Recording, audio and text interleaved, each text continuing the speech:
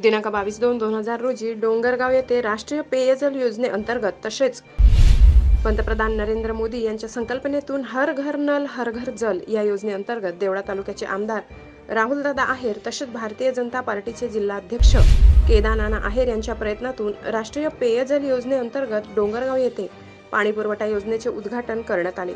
सदर योजनेमुळे गावातील तसेच शिवारातील वाड्यावर त्यांना पिण्याच्या पाण्याचा कायमस्वरूपी प्रश्न मार्गी लागणार आहे। प्रत्येक कुटुंबाला स्वच्छ पाणी मिळणार आहे। सदर कार्यक्रमाच्या उद्घाटनाप्रसंगी गावातील प्रथम नागरिक सरपंच पौर्णिमाताई सावंत, उपसरपंच, ग्रामपंचायतचे सर्व सदस्य तसेच ज्येष्ठ प्रतिष्ठित नागरिक देवाजी सावंत, नागेश सावंत, अनिल सावंत, लालजी सावंत, मोठा भाऊ सावंत, मोठा भाऊ पानसरे, कृष्णाजी सावंत, मोठा भाऊ केदार सावंत, राजेंद्र अहिरे, दयाराम सावंत, संजय सावंत, निंबा सावंत, कौतिक सावंत, केदा सावंत, सुखदेव हिरे, भगवान सावंत, संजय पानसरे यांच्या हस्ते उद्घाटन समारंभ संपन्न झाला व कामाला सुरुवात करण्यात आली। यस9 न्यूज अनिल सावंत, डोंगरगाव।